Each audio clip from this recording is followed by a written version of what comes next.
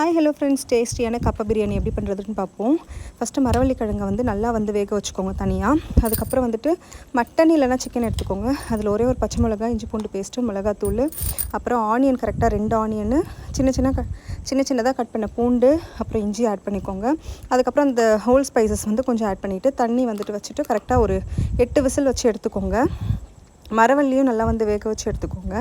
சைடில் நல்லா தேங்காய் வறுத்துக்கோங்க. அதுலேயுமே 4 ஏலக்காய், கரம் மசாலா, அதுக்கப்புறம் காஞ்ச மிளகாத்தூள் போட்டு நல்லா அரைச்சி எடுத்து வச்சுக்கோங்க.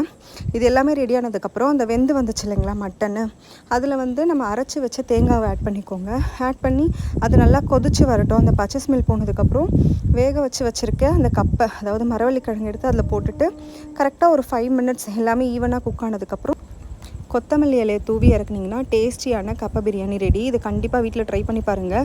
மட்டன் கிடைக்கலனா சிக்கன் வச்சு ட்ரை பண்ணிங்க, ரொம்பவே டேஸ்டியாக இருக்கும்.